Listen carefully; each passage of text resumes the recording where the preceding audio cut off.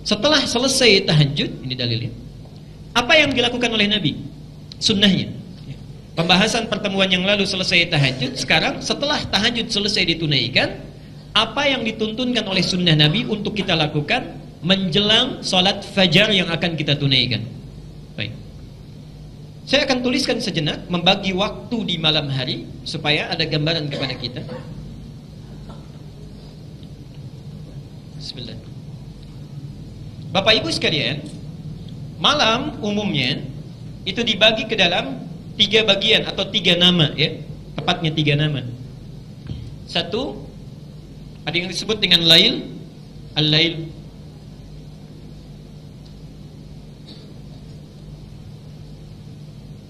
Inna fi khalqis samawati wal ardi wa ikhtilafi, baik, laili wan nahar. Lail itu malam, nahar itu siang. Misal di Ali Imran ayat 190, di situ tersebut nama lail. Kalau disebutkan lail, itu artinya malam, fase yang membentang dari ba'da isya sampai menjelang fajar. Di ba'da isya sampai menjelang fajar, sampai menjelang fajar. Ini disebut lail. Jadi kalau ada bapak ibu bangun pada saat ini, tidak tidur dulu, misal ba'da isya kita sholat, atau bapak sedang menonton acara, atau ibu pulang dari satu kota, tiba di rumah malam misalnya jam 1, ingin sholat, nah itu bukan sholat tahajud. Sholat bangun itu namanya qiyam, karena dilakukan di waktu lail disebut qiyamul lail. Siap? Qiyam al-lail. Ini satu. Di sholat di malam hari yang dilakukan tanpa tidur dulu, umumnya disebut dengan qiyamul lail. Nah, kalau kita kemudian tidur terlebih dahulu, bangun di sebagian malamnya, misal dari isya sampai fajar, kita bangun misalnya 2:30, ya. 2:30 kita bangun, 02.30, itu sebagian dari malam, ya. Nah, sebagian dari malam itu, kalau sebagian bahasa Arabnya disambung dengan lail, itu menggunakan min biasanya, minal lail. Minal lail itu banyak, ya. Minal lail itu ada yang bangun dulu, ada yang tidur dulu kemudian bangun, ada yang tidak tidur tapi bangun kemudian di malam harinya karena alasan tertentu.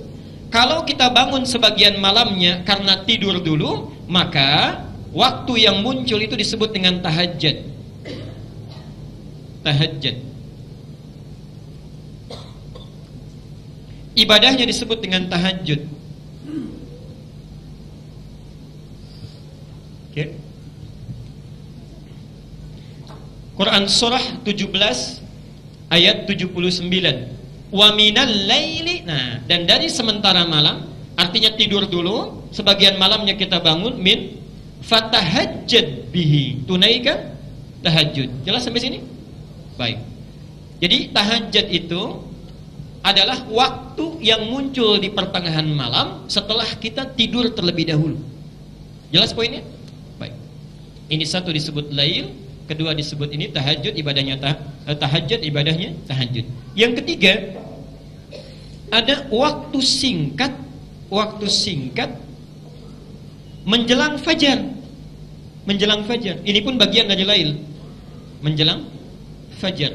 Misal, sekarang fajarnya 04.05, jam 4:05. Kita selesai tahajud misalnya 3:30 sudah beres tahajud. Atau misalnya jam 4 kurang 20 menit sudah selesai tahajud. Nah, waktu singkat menjelang fajar ini disebut oleh Al-Quran dengan nama sahar. Sahar. Sin, ha, ra. Saharun. Jamaknya disebut dengan ashar. Asharun. Boleh pakai alif lam. Al-ashar.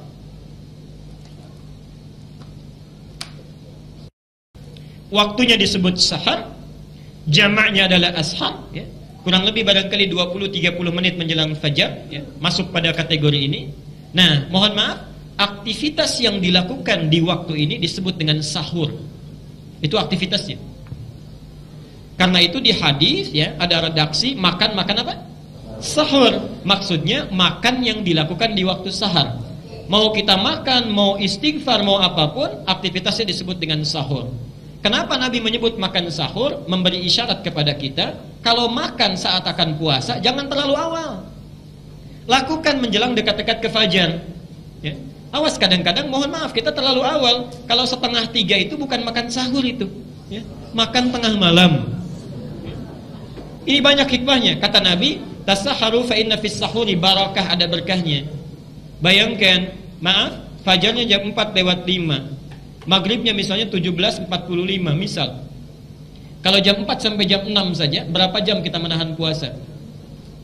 Ya, sekitar 12 jam ya, kurang lebih misal 12 jam. Tapi kalau kita sahurnya jam 2:30, jam 3 plus 1 jam itu, lebih lama kita menahan lapar. Ini diantara hikmahnya. Jelas sampai sini? Baik, nah sekarang timbul pertanyaan, kalau saya sudah menunaikan tahajud, kemudian masih tiba jeda waktu menjelang ke fajar, apa yang Nabi contohkan sebagai sunnah pada kita untuk kita kerjakan? Apakah tidur lagi? Tidurnya sementara? Atau sementerus? Atau ada jadwal yang lain yang boleh kita kerjakan? Ini bahasan kita. Satu, di antara sunnah Nabi yang disampaikan pada kita, kalau sudah tiba masuk kepada waktu sahar, ini dalil Qur'annya ada langsung di sini. Ada beberapa alternatif yang bisa kita kerjakan. Yang pertama, memperbanyak istighfar kepada Allah Subhanahu wa taala. Memperbanyak istighfar, memohon ampunan. Dalilnya tolong dibuka Quran surah 51 ayat ke-18. Bahkan itu langsung kalimatnya, langsung kalimat Quran. Wabil ashari hum yastaghfirun. Ada ayatnya? Wabil ashari hum yastaghfirun. Mohon sabar belajar dengan saya, karena saya akan uraikan dengan terperinci setiap kalimatnya ya.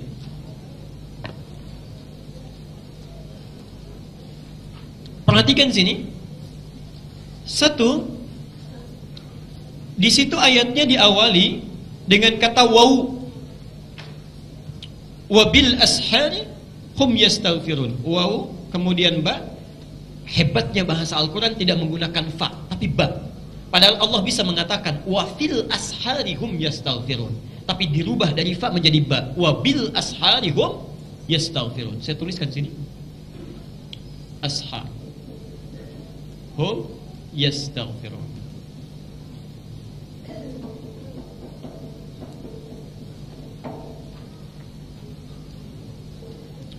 Wa di sini menunjuk kepada waw ataf dalam istilah bahasa Arab. Ataf itu huruf yang mengikatkan satu hukum atau menyandingkan ya, suatu keadaan tertentu atau pekerjaan dengan hukum dan pekerjaan sebelumnya. Dengan hukum dan pekerjaan sebelumnya. Saya jelaskan. Ketika Allah mengawali ayat 18 dengan waw ini, Allah ingin menjelaskan bahwa istighfar ini sebetulnya satu rangkaian dengan ibadah sebelumnya. Sebelum ayat ini disampaikan, ada ibadah yang dilakukan. Setelah ibadah itu selesai, disambung dengan yang ini. Seakan-akan ingin menyampaikan, kalau ibadah yang sebelumnya itu ingin sempurna, sandingkan dengan yang ini. Apa ibadah sebelumnya? Subhanallah, hikmahnya itulah tahajud. Itulah tahajud. Tolong dibaca dari ayat 15-nya. Saya langsung sampaikan. Innal muttaqina fi jannatin wa uyun. Di antara orang takwa itu ada yang tempat tinggalnya di surga, langsung di taman surga. Taman surga. Nanti insya Allah lain waktu dibahas dengan terperinci. Surga itu punya 4 level. Tingkat pertama bersama Rasulullah, ini saya sering istilahkan dengan VVIP, itu bersama Nabi. Yang kedua, VIP, ini taman surga, tingkat kedua. Yang ketiga, surga yang luasnya seluas langit dan bumi. Subhanallah, kelas bisnis itu. Itu ada di Quran surah Ali Imran ayat 133 dan 134. Dan yang terakhir itu kelas ekonomi ya. Digambarkan surganya, tidak disebutkan apa di dalamnya, cuma digambarkan oleh Nabi, mala ainun ra'at wala udhunun sami'at wala khatara ala qalbi bashar ya. Itu ada di kitab As-Siyam nomor hadis yang pertama. Sekarang lihat, apa keunggulan taman surga yang masuk ke sini? Kalau di surga biasa, itu kalau ingin sesuatu yang melayani pelayan surga, namanya wildanun muhalladun. Wildan itu jamak dari kata walad. Wildan jamaknya walad. Walad itu nama umum bagi anak-anak, mencakup laki-laki dan perempuan. Di sini ditafsirkan oleh ulama, kalau bapak misalnya yang minta, laki-laki yang minta, subhanallah, ada yang melayani bidadari surga. cantiknya luar biasa, keindahannya luar biasa, dan sudah tidak ada nafsu di situ, karena tugasnya untuk nikmat saja, nggak ada ibadah. Ibu juga begitu, begitu ingin sesuatu yang datang pangeran surga, datang wildanun mukhalladun di Quran. Ingin minum saja, bi akwabi wa abarika wa ka'sin min ma'in. Datang bawa gelas dengan senyum yang sangat memesona, yang terbuat dari kemilau emas mutiara yang sangat berkilauan, belum pernah dilihat di bumi, didengar oleh telinga, dan terlintas dalam pikiran kita. Saking indahnya, ini baru kelas ekonomi yang biasa. Tapi taman surga, akhidhina ma atahum rabbuhum, ingin apapun Allah langsung yang kasih tanpa perantara. Kun fayakun ada. Allah langsung yang kasih. Bahkan ada orang, ini unik ini kisahnya. Orang ini orang sederhana, tapi ingin sekali masuk ke sini. Dia lakukan amalannya, nanti kita akan lihat apa amalannya. Orang ini orang biasa, bukan orang yang kaya, kadang-kadang kekurangan dalam hidupnya, tapi ditunggangi ayat ini, amalannya kemudian dilakukan. Subhanallah, muncul Al-Baqarah ayat 25. Wa basyiril ladzina amanu wa 'amilus solihati anna lahum jannatin tajri min tahtiha. Masuk dia ke taman surga, banyak mengalir sungai-sungai di bawahnya dan indahnya luar biasa. Tapi yang menarik, perhatikan, kullama ruziqu min rizqan, setiap kali diberikan rizki, qalu hadzal ladzi ruziqna min qablu wa utubihi mutasyabiha. Ini kan dulu yang saya inginkan. Kok mirip betul ya? Saya ilustrasikan, misal mau ke sini, lihat di situ ada orang jualan ayam goreng. Mau beli, nggak sempat beli dan nggak punya ya, uang untuk membelinya. Masuk ke masjid ini, misal meninggal, masuk taman surga, begitu terfikir, cering, sudah ada. Mirip ya seperti dulu yang diinginkan. Itu taman surga, dan tanpa perantara, Allah langsung yang memberikannya. Mudah-mudahan kita bisa masuk ke dalamnya. Tidak cukup dengan amin, tapi kita lihat dulu amalannya apa. Yuk, kita lihat, tunggangi amalannya baru amin. Baik ya? Apa amalannya? Kanu qabla dzalika muhsinin, saat di dunianya penghuni taman surga itu orang-orang baik. Apa amalannya? Kanu qalila minal laili ma yahja'un. Orang-orang ini qalilan, sedikit sekali, ma yahja'un, tidurnya, sedikit tidur. Subhanallah. Ini sudah senyum-senyum nih, pertanda ada situasi yang tidak menentu. Memang tipis bedanya, ini sedikit tidur, ini sedikit-sedikit. Lihat sini, qalilan minal laili ma yahja'un. Ayat ini bisa dibaca dengan dua waqaf, bisa berhenti di kanu qalila. Artinya penghuni ini nggak banyak. Kalau kita baca berhenti waqaf jadi qalila, penghuninya nggak banyak, kalangan elit ini sedikit. Minal laili ma yahja'un, amalannya ini. Tapi kalau kita teruskan, peluang lebih lebar. Kanu qalilan minal laili ma yahja'un. Mereka itu kanu, amalannya qalilan minal laili ma yahja'un, sedikit tidurnya, banyak tahajudnya. Tidak cukup dengan tahajud, wa, karena itu menggunakan wa bil ashari hum yastaghfirun. Selesai menunaikan tahajud, tenang sebentar, lihat hebatnya, tidak menggunakan fa tapi menggunakan wa. Kalau fa itu artinya nggak ada jeda. Ya, fabil ashari, fa artinya selesai tahajud langsung istighfar. Ini tidak. Kenapa menggunakan waw? Karena barangkali setelah dia tahajud ingin rehat sebentar, ingin tenangkan diri dulu, ingin membaca doa yang lain, baru kemudian menggunakan wa. Karena itu hurufnya waw, harfu atfin ma'ahaddin, huruf ataf yang memberikan jeda, bisa 5 menit, bisa 3 menit, bisa 7 menit, karena itu menggunakan waw. Kemudian ba, wabil ashari, tidak pakai fa. Kalau menggunakan fa, itu artinya istighfar saja biasa. Tapi kalau menggunakan ba itu harful ilsaq, harful ilsaq yang melekatkan, mendekatkan sesuatu kepada kita. Jadi orang ini membaca istighfarnya bukan di lisan saja, tapi dihadirkan makna istighfar ke dalam dirinya, dirasakan, dosanya dipahami, diingat-ingat betul. Karena itu menggunakan ba, itu bukan istighfar biasa. Jadi kalau Bapak Ibu ada isyarat di ayat ini, kalau kita ingin mendekat kepada Allah, jangan cuma banyak kuantitasnya disebutkan, subhanallah, subhanallah, alhamdulillah, Allahu akbar, tidak. Yang diinginkan setiap disebutkan, pahami maknanya. Kemudian ukur ke dalam diri kita, dosa, berapa banyak dosa yang sudah kita kumpulkan. Perhatikan indahnya Allah, nanti saya sebutkan hadis kuncinya. Ini di sini dulu ya. Ba.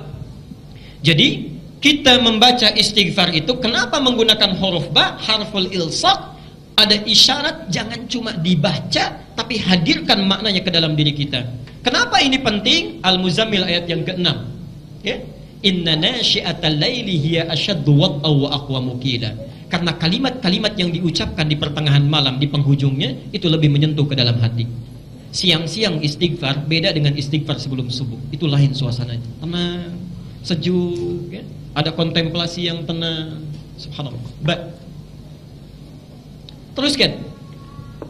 Ini sudah ashar. Tadi ashar itu bentuknya jama' atau tunggal? Jama', tunggalnya ini sahar. Ini singularnya tunggal, ini jamaknya plural. Ini menunjuk pesan bahwa orang ini istighfarnya tidak cuma 1 kalimat, 2 kalimat, bukan 1 detik, 2 detik, bukan 1 menit, 2 menit, tapi seakan-akan mengisi waktu luangnya setelah tahajud, memaksimalkan ini sampai tiba fajarnya. Banyak istighfarnya, banyak, karena dia merasa dosanya pun tidak sedikit. Saya mohon maaf, ini dari bangun tidur sampai hari ini jam 9 kurang ini, ada tidak di antara kita yang tidak berdosa? Pasti ada itu, pasti ada. Minimal pikiran kita sudah keliru. Kadang-kadang taklim saja, keluar dari taklim bisa membawa dosa itu, bisa. Minimal ustadznya yang dibicarakan, itu ya katanya. Baik. Jadi ketika kita bangun, kenapa tidak menggunakan sahar? Artinya, kalau masih ada peluang waktu sebelum fajar, ayo maksimalkan dengan istighfar. Jangan tunda waktu ini dibuang untuk yang tidak bermanfaat. Ayo ingat dosa kita, kumpulkan. Kemudian hum yastaghfirun. Kalimatnya menggunakan kata al-ghafar. Yastaghfirun. Perhatikan sini. Dan mereka pada saat di waktu sahar menjelang fajar memperbanyak istighfar kepada Allah. Sifat kesalahan manusia itu umumnya ada 4 sifat. Ada 4 sifat. 1, kesalahan yang belum tentu mengandung dosa. Dia salah tapi belum tentu berdosa, ya, belum tentu. Itu disebut dengan khata. Khata'un. Jamaknya kalau salahnya banyak khataya. Khataya. Misal, jadwal ta'lim jam 8. Saya datang jam 8 lewat 5. Salah tidak? Salah. Dosa tidak? Belum tentu. Kalau di jalan macet mau bilang apa lagi? Ya? Misal ya. Jadi kesalahan belum tentu mengandung dosa, itu khataya. Diturunkan sifat Allah untuk memaafkan kesalahan ini sekalipun belum ada dosanya. Namanya al-afwu. Al-afwu. Kesalahan ini bisa muncul, mohon maaf ya, karena lupa atau karena salah ya. Ada lupa, ada salah. Yang kedua, kalau ada orang berdosa, ya, salah kemudian dosa, tapi kadar dosanya masih kecil, masih ringan, ya, masih ringan. Dengan istighfar dia bisa hilang. Oke. Dengan sholat bisa dihapuskan. Itu disebut dengan dzambun. Dzambun. Dzal nun ba. Kalau masih sedikit. Diturunkan sifat Allah yang mengampuni ini dosa dengan kadar yang ringan. Namanya Ghafir. Bukan di surat Al-Ghafir atau Al-Mu'min. Ghafiriz dzambi wa qabilit taubi. Ghafir. Yang kedua, subhanallah, dosanya agak banyak ini. Sudah salah, kemudian berdosa. Mohon maaf Pak, terbelakangi. Salah, berdosa, dosanya agak banyak. Berubah namanya menjadi dzunubun. Dzambun jadi dzunubun. Dinaikkan lagi sifat Allah mengampuni yang ini. Subhanallah. Apa namanya? Ghaffarun. Surat Nuh nanti kita lihat. Faqultu astaghfiru rabbakum innahu kana ghaffara. Naik lagi, wah banyaknya luar biasa. Ditambah lagi dengan zalim. Adz-dzunubu ma'adz-zulmi. Adz-dzunubu ma'adz-zulmi. Ini sudah berdosa, berbuat zalim. Yang ini membunuh, yang ini bunuh sambil disiksa dulu. Ini bunuh sambil mutilasi dulu. Masih mungkin gak dimaafkan. Diturunkan sifat Allah yang selanjutnya. 1 al-afu, 2 ghafir, 3 al-ghaffar, yang ini ghafur. Ghafur. Kurang apa lagi ini ya? Yang terakhir, ada orang dosanya, kalau ini memang dosa besar misalnya, besar tapi 1 atau 2 dosa. Yang terakhir ini kompleks, banyak sekali dosanya. Kalau yang ini cuman bohong saja misal, yang ini meninggalkan sholat, yang ini mabuk-mabukan, yang ini membunuh, yang ini yang terakhir diborong semuanya. Itu bahasanya israf. Israf. Perhatikan, pada orang yang israf dalam dosa pun, banyak sekali dosanya, itu Allah panggil dengan kalimat sayang, supaya mau untuk bertobat kembali kepadanya. Diturunkan sifatnya. Di sini ada sifat Allah yang memberikan ampunan kepada orang-orang seperti ini. Ghafurun ditambah rahimun. Sifat rahmatnya langsung diberikan, bukan yang ini lagi. Sifatnya disebut dengan rahmat, Allah yang mengampuni disebut dengan rahim. Perhatikan Quran surah 39 Az-Zumar ayat 53. Qul ya ibadiyalladzina asrafu ala anfusihim. Muhammad, coba katakan pada hamba-hambaku yang mungkin mereka banyak dosanya tak terlukiskan, selama masih ada kesempatan nyawanya belum ditenggorokan, la taqnatu min rahmatillah. Ayo, jangan putus asa dari rahmat Allah. Perhatikan sini. Salah sedikit sudah dimaafkan. Dosa dikit mau diampuni. Bertambah ada ampunannya. Banyak ada juga ampunannya. Banyak sekalipun ada ampunannya. Kalau dengan semua ini belum juga tersentuh untuk mau bertobat, dengan cara apa lagi Allah mesti mengampuni? Ini semua sudah ada pilihannya, kita mau tidak bertobat. Setiap malam subhanallah, saking sayangnya Allah pada kita, nanti saya akan bacakan hadis qudsinya. Itu menunggu ya, turun ke langit dunia, menawarkan 3 hal pada hambanya. Duhai hambaku, siapa yang ingin rahmatku aku berikan, yang meminta aku kabulkan, yang ingin memohon ampunan aku ampuni sekarang. Itu tiap malam. Bahkan menjelang subuh masih dipanggil, hayya 'alal falah, as-salatu khairum minan naum. Ayo cepat sini, salat lebih baik daripada tidur. Setan nutup pakai bantal, tidur lebih enak, gitu kan?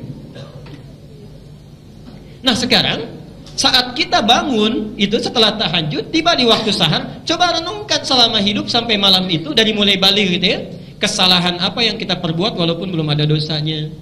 Ingat, jangan sekarang saja, dulu waktu sama orang tua, sama ibu apa yang dilakukan, atau ibu kepada anak-anak. Nah jangan nangis ya waktu kecil itu si anak, nanti kalau nggak nangis ibu belikan permen 1 truk. Bisa. Ada yang seperti itu, nanti diberikan mobil-mobilan dengan pabriknya. Misal memang nggak ada dosanya karena nggak niat, tapi salah. Ayo khata. Coba ibu dalam sehari dosa apa terhadap Allah melalui suami yang dilakukan? Bapak begitu sebaliknya terhadap ibu. Kepada anak-anak kita diingat-ingat, betul dirasakan, betul. Subhanallah. Turun Al-Baqarah ayat 286, itu yang paling hebat. La yukallifullahu nafsan. Allah tidak mungkin kasih beban orang hidup melebihi kemampuannya, sesuai dengan kadar hidupnya. Lahama, orang sudah punya bekal, silahkan jadikan ibadah. Pakainya lam, hebat sekali. Lam itu pemberian yang sangat lembut, indah. Laha, kalau orang ini mau berbuat baik, maka sahabat dari perbuatan baiknya akan diberikan pahala yang melimpah. Laha. Tapi kalau orang ini melenceng, memilih melakukan perbuatan maksiat, dirubah dari ala menjadi dari la menjadi ada. Jadi sulit, maaf. La dengan ala, panjang mana hurufnya? La atau ala? Ingat, kalimat ala itu juga menunjuk kepada beban. Kenapa di sini menggunakan kalimat ala? Seakan-akan memberi isyarat, memang maksiat itu awal dilakukan mudah. Tapi kalau sudah dilakukan seakan-akan ringan, setelah itu jadi beban itu, kepikiran, merasa bersalah dan sebagainya. Karena itu kalimatnya menggunakan ala. Wa 'alaiha maktasabat, bukan kasabat lagi, tapi Subhanallah. Lihat indahnya Allah. Paham bahwa manusia itu tidak ada yang sempurna, pasti banyak yang maktasabat. Untuk meringankan beban kita, diturunkan kalimat setelahnya, Rabbana la tu'akhidna in nasina khata. Prakteknya Al-Bukhari nomor hadis yang ke-711, dibaca dalam setiap kali salat. Bacaan doa iftitah kita, Allahumma ba'id baini wa baina khataaya kama ba'adta bainal. Subhanallah, itulah rahasianya kenapa kita baca iftitah, membaca Allahumma ba'id. Allah meminta kepada Allah, ya Allah hapuskan dosa saya walaupun kesalahan yang tidak ada dosanya. Muncul hadis, sholat yang satu dengan yang lainnya menghapuskan dosa-dosa yang pernah dilakukan pada saat itu, kalau bacanya paham. Kalau sedang sholat yang dibaca Allahumma ba'id, pikirannya kearisan, itu gak akan dapat ya, gak nyambung. Rabbana la tu'akhidna in nasina au akhtana, Rabbana wa la tahmil isran kama hamaltahu 'ala alladhina, itu adalah dzambun wa dzunubun wa dzulmun. Rabbana wa la tuhammilna ma la ta, itu israfun. Perhatikan, diturunkan sifat Allah seluruhnya. 1, fa'fu, al-'afwu, memaafkan yang khata. wa'fu anna. Kemudian waghfir lana, ghafir, ghafar, ghafur. Kemudian warhamna, rahim. Kurang apa lagi? Anta maulana fansurna 'anil qaumil. Subhanallah. Kalau ditawarkan tiap hari Allah menunggu, sudah dipanggil, ditunggu-tunggu mau diampuni, kitanya nggak datang, kurang apa lagi perhatian Allah. Jadi wajar kalau Allah tuh maha sangat marah itu. Maha marah kalau di akhirat ada orang nggak mau tobat. Jelas ya? Kita teruskan dulu sebentar, nanti kita berhenti di jam 9 untuk diskusi barangkali. Yang kedua, memperbanyak doa. Memperbanyak doa.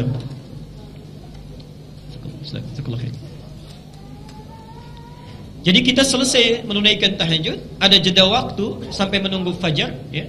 Subhanallah, manfaatkan dengan perbanyak istighfar, satu itu. Yang kedua, kalau masih misalnya kita cukup dengan istighfar, alhamdulillah, hati sudah tentram, sudah meminta, ayo sibukkan dengan doa.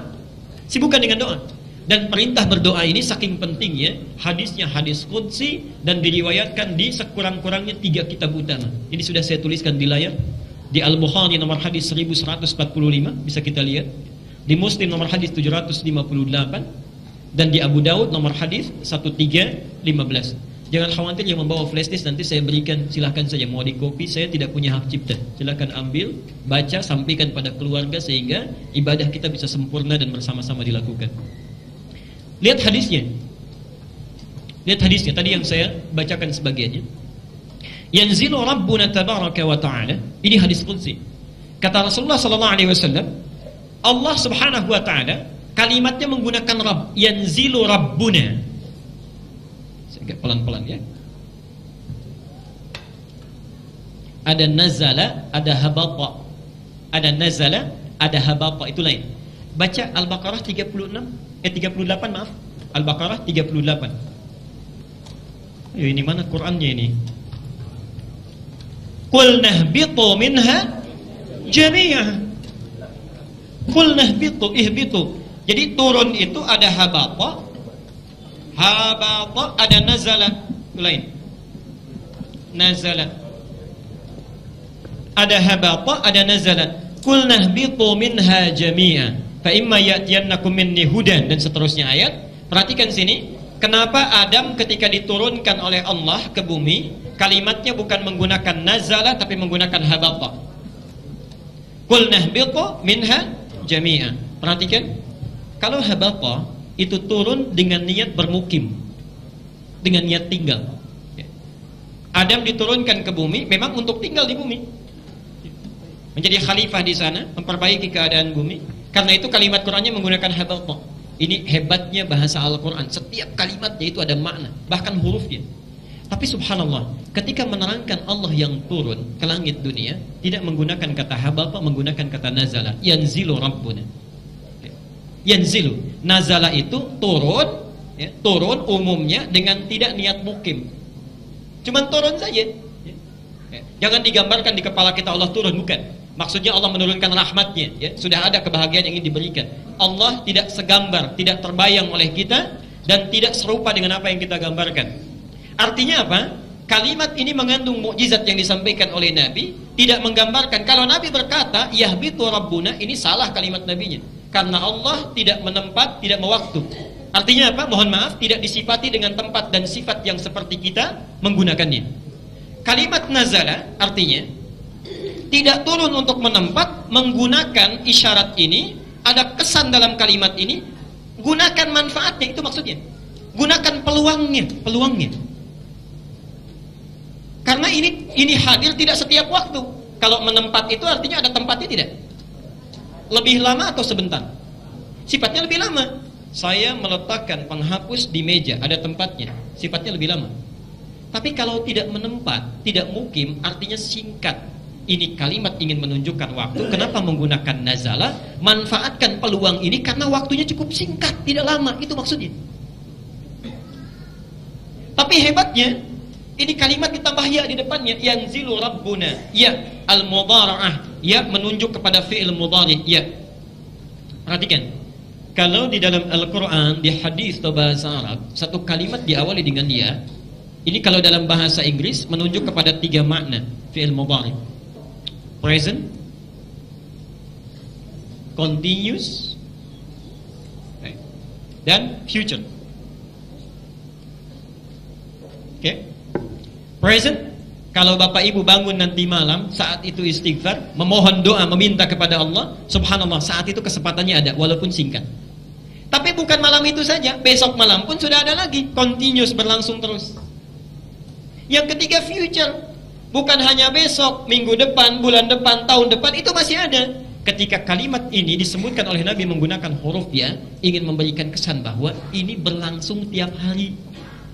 Ini berlangsung tiap malam menjelang fajar, tapi waktunya singkat. Persoalannya kita mau tidak mengambilnya. Jelas sampai sini? Baik, saya teruskan. Yanzilu Rabbuna. Nama Allah ada berapa? Baik. Kenapa di sini dipilih Rabb? Al-A'raf, Quran surah 7 ayat 172.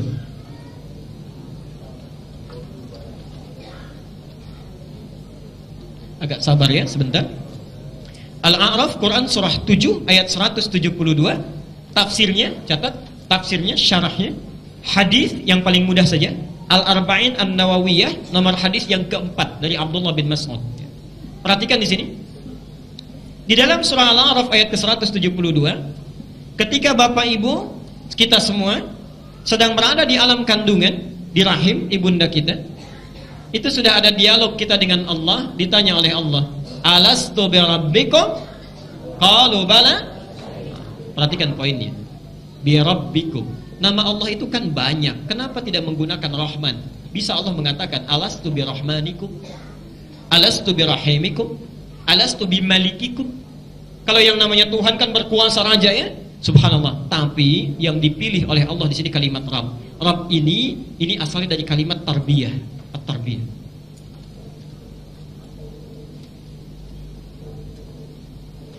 Perhatikan, maknanya setidaknya memiliki 3 makna. Satu, yang memberikan perhatian, perawatan, dan mencukupkan segala kebutuhan.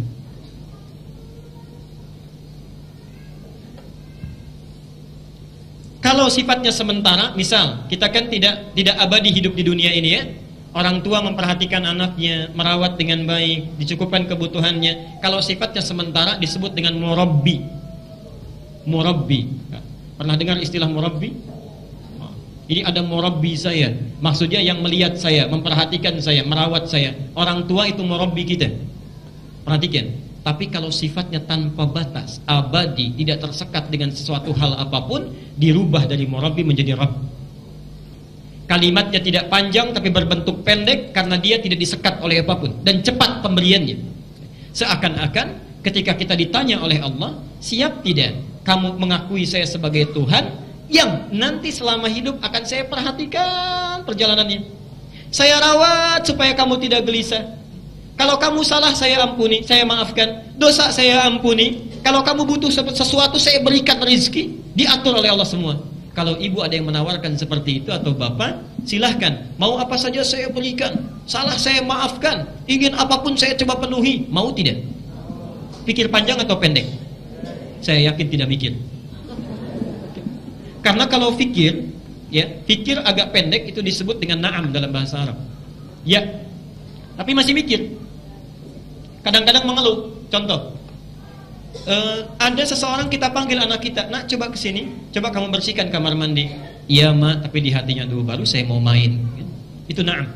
Na'am iya, tapi masih merenungkannya. Kalau dari bawahan ke atasan, atasan manggil misal, ya fulan ta'al huna, kamu pegawai sini, coba kerjakan tugas ini. Itu iyanya menggunakan kalimat hadir, siap. Tapi hadir pun di hatinya barangkali masih ada sekat. Aduh pak, kok sudah datang lagi tugasnya? Di hati tidak diucapkan. Itu hadir. Tapi kalau bala, subhanallah, bala itu artinya kalimat menunjukkan persetujuan tanpa berpikir sedikit pun. Jadi siap, ya. Hampir tidak ada jeda untuk berpikir. Karena saking banyaknya manfaat yang didapatkan. Itu kalimat bahasa Arabnya bala. Karena itu jawaban kita bala syahidna. Cuman 1 kali balanya ya, tidak 2 kali. Bala syahidna. Nah, sekarang perhatikan. Allah sudah berjanji sejak di alam rahim Dengan sifatnya Rabb akan memberikan perhatian pada kita, merawat kita, mencukupkan kebutuhan kita. Manusia selama hidup tidak ada yang hidupnya tidak pernah memiliki kebutuhan. Itu tiap malam kita Allah menurunkan rahmatnya, karena itu kalimatnya menggunakan Rabb. Yanzilu Rabbuna tabaraka wa ta'ala, seakan-akan memberikan kesan ini dulu Allah sudah berjanji nih, ingin memberikan perhatian pada kita, ayo manfaatkan peluangnya. Allah akan memberikan waktunya, tapi cukup singkat, minta apa yang ingin kita mintakan. Karena itu kalimat di doa di Quran rata-rata menggunakan kalimat Rabb. Doa sapu jagat apa? Rabbana atina fid dunya. Mendoakan orang tua apa? Rabbighfirli wa li. Kalau punya dosa doanya apa? Rabbana la tu'akhidna in nasina wa akhtana. Semuanya pakai Rabb. Seakan-akan menyentuh pada Allah, ya Allah sekarang saya punya dosa, tapi dulu Engkau pernah berjanji akan mengampuni saya dalam perawatan saya, mohon berikan ampunan. Ya Allah sekarang saya butuh sesuatu, dulu Engkau berjanji akan mencukupkannya, Rabb, sebut namanya. Jelas sampai sini? Baik, saya sempurnakan sebentar kemudian kita berhenti. Yanzilu Rabbuna tabaraka wa ta'ala kulla lailatin ila as-sama'id dunya. Allah Subhanahu wa ta'ala memberikan kesempatan pada kita setiap di akhir malam di langit dunia. Hina yabqa thuluthul lailil akhir yaqul, sampai perhatikan waktu ini dimulai di akhir dari sepertiga malam. Tadi waktu sahar ya. Akhir sepertiga malam, di akhir sepertiga malam di waktu sahar. Jadi waktu singkat menjelang fajar. Saya mohon mulai malam ini jangan sampai lewat ini waktunya ya. Apa yang disampaikan oleh Allah? Man yad'uni, subhanallah qudsi ini, siapa yang sekarang meminta kepadaku, memohon kepadaku, fa astajiba lahu, maka saya akan langsung memenuhi permohonannya. Langsung memenuhi permohonannya. Bukan surah Al-Baqarah 186. Kenapa kalimatnya menggunakan astajib, padahal Allah bisa menggunakan ujib? Quran surah 2 ayat 186. Nanti setelah selesai kajian ini saya akan membuat perjanjian ini dengan semua jamaah di sini. Saya akan ada 2 syarat. Kalau syarat ini tidak terpenuhi, saya nggak akan datang lagi nih, insyaallah ya. Nanti di akhir kita tolong ingatkan saya ya. Perhatikan. Wa idza sa'alaka 'ibadi 'anni fa inni. Baik. Kalau ada hambaku Muhammad bertanya kepadamu, mencari-cari aku, katakan padanya sungguh aku sangat dekat.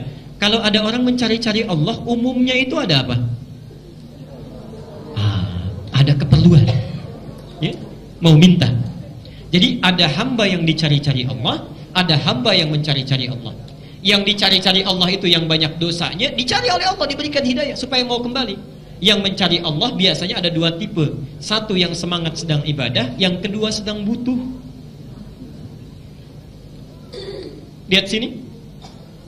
Indahnya kalimat Quran, Muhammad katakan kepadanya fa inni qarib, pakai fa, enggak ada jeda. Sungguh aku sangat dekat, untuk meyakinkan kita supaya tidak putus asa. Ini masih ada Tuhan yang dekat dengan saya. Langsung dijawab, ujibu da'watan. Perhatikan, kalimat di sini menggunakan ujib, tapi di hadis qudsi ini menggunakan astajib. Apa bedanya? Teruskan dulu ayatnya. Sifat doa, kalau diminta sifat doa, itu pasti dijawab. Kalimat Qur'annya menggunakan ujib. Jadi saat kita meminta, Allah pasti menjawab. Kalau doa Bapak Ibu ada yang tidak dijawab atau tertunda, berarti ada yang salah dengan cara kita melakukannya. Karena sifat doa itu saat minta pasti dijawab itu. Seketika bisa tertunda beberapa saat, tapi kalau tidak terjawab, ada yang salah dengan diri kita. Contoh, hadis Muslim, kita sudah bahas ini. Ada seorang datang dari jauh, perjalanan jauh. Kemudian subhanallah, aghbara ash'atha, pakaiannya sudah kotor dengan debu, penampilannya sudah kumal, duduk di samping Nabi sambil menangis, ya Rabb, ya Rabb, ya Rabb, ya Allah tolong kabulkan, saya minta ini, saya minta itu. Apa kata Nabi? Ringan saja. Fa anna yustajabu lidzalika, kata Rasulullah. Gimana doa kamu bisa dijawab? Famat'amuhu haramun wa mashrabuhu haramun wa ghudhiya biharamin. Makanan kamu itu haram, minuman kamu itu haram, dan perangkat yang kamu gunakan itu selalu menggunakan yang haram. Kalau antum berdoa jarang terkabulkan, bahkan barangkali sulit untuk dikabulkan, coba periksa, barangkali di pekerjaan ada yang haram yang dibawa ke rumah. Hati-hati itu. Pakaian kita, kalau mau berdoa itu lihat dulu pakaian itu halal atau tidak, yang kita gunakan, ada wudhu atau tidak, Kemudian mohon maaf sebelumnya, makanan yang dimakan keseharian, minuman kita. Hati-hati, itu menentukan terijabahnya doa kita. Taubat dulu baru minta kebaikan. Perhatikan, sifat doa kalau diminta cepat dijawab. Tapi kalau ingin lebih cepat dijawabnya, lihat rumusnya. Falyastajibuli. Falyastajibuli. Syarat pertama, cepat respon seruanku. Jadi kalau Bapak Ibu ingin cepat doanya dijawab, minta apapun, Allah itu tanpa batas, tanpa batas. Minta apapun, kalau ingin cepat jawaban turun, syarat pertamanya, begitu Allah minta sesuatu, cepat lakukan. Contoh, azan subuh 4:05, bahkan sebelum dipanggil, ayo berangkat. Sebelum dipanggil, Pak. Ya, subhanallah. 4:05, azan subuh, sebelum dipanggil datang. Falyastajibu, itu artinya cepat merespon. Orang-orang yang cepat merespon perintah Allah, permintaan Allah, cepat jawaban Allah turun. Mohon maaf, kalau antum menuntut ingin cepat, diminta kadang dilambat-lambat. Maka itu wajar bagi Allah pun menunda. Dan menundanya pun karena sayang. Bukankah setiap ditunda terus-terusan meminta? Ya lihat sini, itu satu. Yang kedua, wal yu'minu bi, mintakan dengan yakin, jangan ragu, ya. Duhai Allah, saya mohon kepadamu, luluskan anak saya ya Allah. Mau ranking 1 nggak apa-apa, ranking 3 nggak apa-apa. Tapi kalau engkau nggak berkehendak juga nggak apa-apa, nggak lulus, pasti itu yang terbaik. Itu nggak bagus. Minta yang paling kuat, yang wajar, yakin bahwa Allah pasti mengabulkan. Sekalipun yang mustahil menurut manusia. Nabi Zakaria pernah doa, itu minta khusyuk pada Allah supaya diberi keturunan. Padahal kata medis, itu istrinya sudah tidak mungkin punya keturunan. Menopause, divonis mandul. Nabi Zakaria sudah sepuh. Keajaiban terjadi. Minta saat malamnya, di mihrabnya, memohon dengan khusyuk pada Allah. Saat itu belum selesai sholatnya, sudah turun jawabannya. Itu ada di Ali Imran ayat 38 dan 39. Kita terbuka peluangnya. Jelas sampai sini? Sekarang sambungkan, dan ini bagian akhirnya.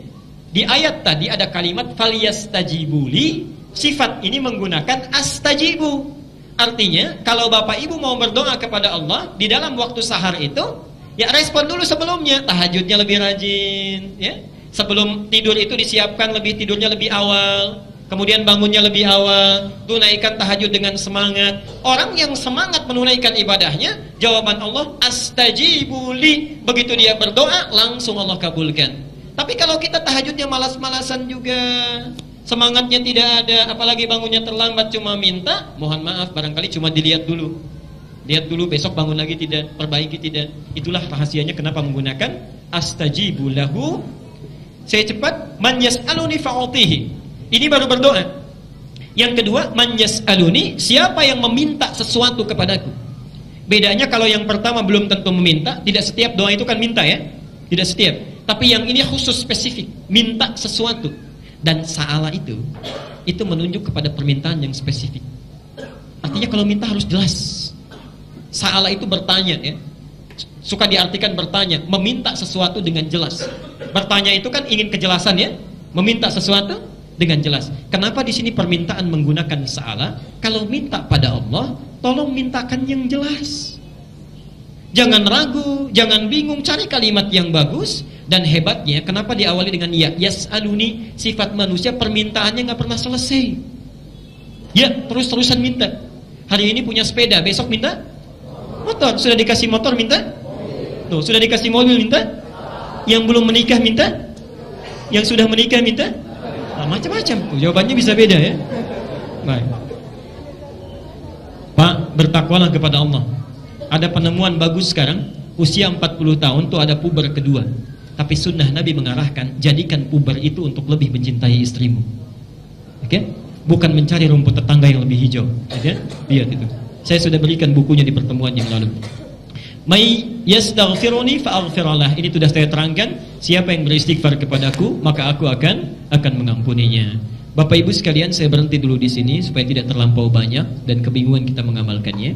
Jadi singkatnya, yang pertama saat kita bangun di waktu sahar setelah tahajud, kita sibukkan diri kita dengan beberapa amalan. Dua yang sudah saya bahas. Satu, perbanyak istighfar kepada Allah, ingat dosa-dosa kita dengan seluruh rangkaian yang telah tadi saya sampaikan. Yang kedua, perbanyak doa, memohon kebaikan kepada Allah dari setiap persoalan yang kita bawa. Jangan hilangkan kesempatannya karena itu datang tiap malam ya. Jadi persiapkan malam ini, rencanakan sekarang, pasang alarm sebelum kita bangun, kemudian bangun lebih awal dan siapkan permohonan kita catat supaya kita bisa bermohon dengan baik. Yang selebihnya nanti insya Allah kita akan terangkan di pertemuan yang akan datang, dan mudah-mudahan Allah memberikan taufik kepada kita.